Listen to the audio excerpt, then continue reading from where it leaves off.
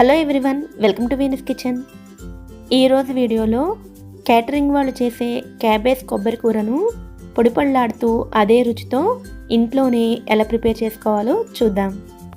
ఈ క్యాబేజ్ కొబ్బరి కూరను ప్రిపేర్ చేయడం కోసం ముందుగా క్యాబేజీని ఇలా చిన్న ముక్కలుగా తరిగి ఉంచుకోవాలి. ఈ క్యాబేజ్ క్వాంటిటీ వచ్చి 300 నుంచి 350 గ్రాముల దాకా ఉంటుంది. తరిగిన క్యాబేజీని కుక్కర్లోకి వేసుకోవాలి. క్యాబేజీతో పాటుగా పావు కప్పు వరకు గ్రీన్ పీస్ని కూడా వేసుకోవాలి. ఈ కర్రీలోకి గ్రీన్ పీస్ టేస్ట్ చాలా బాగుంటుంది.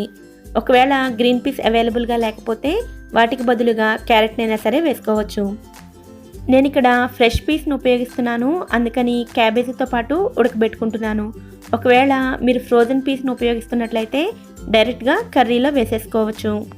క్యాబేజీని ఉడికించుకోవడం కోసం 1/2 గ్లాస్ వరకు వాటర్ని వేసుకుని మూత పెట్టుకుని ఒక విజిల్ వచ్చేంత వరకు ఉడికించుకోవాలి. కుక్కర్ విజిల్ వచ్చి స్టీమ్ వచ్చేలోపు మీడియం సైజులో ఉండే ఒక కొబ్బరికాయ నుండి ఒక చెక్కను తీసుకుని వీటిని ముక్కలుగా కట్ చేసుకుని మెత్తగా గ్రైండ్ చేసుకుని ఉంచుకోవాలి. కొబ్బరిని ఇలా మెత్తగా కాకుండా తురుముకునైనా సరే కర్రీలో వేసుకోవచ్చు. ఇప్పుడు ఒక విజిల్ వచ్చి స్టీమ్ అంతా పోయిన తర్వాత క్యాబేజ్ని తీసి చూసినట్లయితే క్యాబేజ్ మెత్తగా ఉడికిపోయి ఉంటుంది, అలాగే గ్రీన్ పీస్ కూడా ఉడికిపోయి ఉంటాయి. ఉడికించుకున్న ఈ క్యాబేజీని చిల్లుల గిన్నెలోకి తీసుకుని చేతితో పట్టుకునేంత వేడికి చల్లారిన తర్వాత 2 చేతులతో ఇలా వీడియోలో చూపిస్తున్నట్లుగా క్యాబేజీలో ఉన్న ఎక్స్ట్రా వాటర్ని అంతా తీసేసుకోవాలి.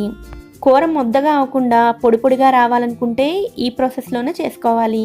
ఇదే విధంగా మొత్తం క్యాబేజీ నుండి ఎక్స్ట్రా వాటర్ని అంతా తీసేసుకుంటే క్యాబేజీ అంతా ఇలా పొడి పొడిగా తయారవుతుంది. ఇప్పుడు స్టవ్ మీద కడాయిని వేడి చేసుకుని అందులో 2 టీ స్పూన్ల ఆయిల్ని వేసుకోవాలి. ఆయిల్ హీట్ అయిన తర్వాత 1/2 టీ స్పూన్ ఆవాలు, 1/2 టీ స్పూన్ జీలకర్ర, 1 టీ స్పూన్ శనగపప్పు, 1 టీ స్పూన్ మినపప్పులను వేసుకుని వీటిని ఫ్రై చేసుకోవాలి.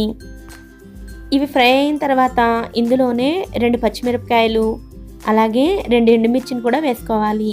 వీటితో పాటుగా 1 రెమ్మ కరివేపాకును కూడా వేసుకుని వీటిని కూడా ఫ్రై చేసుకోవాలి. ఇవి కూడా ఫ్రై అయిన తర్వాత ఇందులోనే 1 టీ స్పూన్ వరకు ఇంగువను కూడా వేసుకుని ఇంగువను కూడా కొద్దిగా ఫ్రై చేసుకోవాలి. ఇవన్నీ బాగా ఫ్రై అయిన తర్వాత ఇందులోనే ముందుగా ఉడికించుకుని ఉంచుకున్న క్యాబేజీని వేసుకోవాలి. స్టవ్ ఫ్లేమ్ని మీడియంలో ఉంచుకుని 2-3 నిమిషాల పాటు ఈ క్యాబేజీని ఈ పోపు దినుసులతో పాటుగా ఫ్రై చేసుకోవాలి. 2-3 నిమిషాల పాటు ఫ్రై చేసుకోవడం వల్ల క్యాబేజీలో ఏమైనా ఎక్స్ట్రా వాటర్ ఉంటే పోయి క్యాబేజీ పొడి పొడిగా తయారవుతుంది.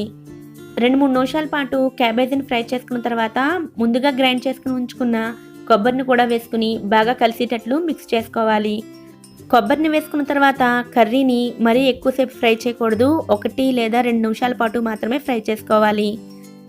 సాధారణంగా ఈ కర్రీలో పసుపుని యాడ్ చేయరు. మీకు కావాలంటే ఈ స్టేజ్లో 1/2 టీ స్పూన్ వరకు పసుపుని యాడ్ చేసుకోవచ్చు.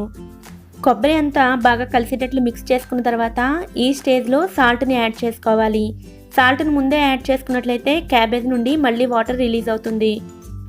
ఈ కూర రుచి కమ్మగానే ఉంటుంది, అందుకని ఉప్పు కూడా తక్కువే పడుతుంది, చూసుకుని యాడ్ చేసుకోండి. అలాగే 1/2 టీ స్పూన్ పంచదారని కూడా వేసుకుని మొత్తం అంతా బాగా కలిసేటట్లు మిక్స్ చేసుకోవాలి. మీరు తీసుకున్న కొబ్బరి తీపిగా ఉన్నట్లయితే 1/2 టీ స్పూన్ పంచదారని వేసుకున్నా కూడా సరిపోతుంది. ఇప్పుడు చివరగా సన్నగా తరిగిన కొత్తిమీరని వేసుకుని ఒకసారి మిక్స్ చేసుకుని స్టవ్ ఆఫ్ చేసుకుంటే పొడి పొడిలాడుతూ క్యాబేజీ కూర రెడీ అయినట్లే. ఈ ప్రాసెస్లో కనుక ఈ కర్రీని ప్రిపేర్ చేసినట్లయితే ఫంక్షన్స్లో క్యాటరింగ్ వాళ్ళు సప్లై చేసే కర్రీ ఏ రుచితో ఉంటుందో ఈ కర్రీ కూడా అదే టేస్ట్తో అంతే పొడి పొడిలాడుతూ వస్తుంది. ఇలా ప్రిపేర్ చేసిన ఈ కర్రీని రైస్తో మాత్రమే కాదు, చపాతీ పుల్కాలతో కూడా తీసుకోవచ్చు. ఈ క్యాటరింగ్ స్టైల్ క్యాబేజ్ కూరని మీరు కూడా తప్పకుండా మీ ఇంట్లో ట్రై చేయండి. ఓకే ఫ్రెండ్స్, ఈ వీడియో కనుక మీకు నచ్చినట్లయితే ఈ వీడియోని లైక్ చేయండి, మీ ఫ్రెండ్స్తో షేర్ చేయండి. వీడియో కింద ఉన్న రెడ్ కలర్ సబ్స్క్రైబ్ బటన్ ద్వారా సబ్స్క్రైబ్ చేసుకోండి. పక్కనే ఉన్న బెల్ ఐకాన్ని కూడా యాక్టివేట్ చేసుకోండి. Thanks for watching.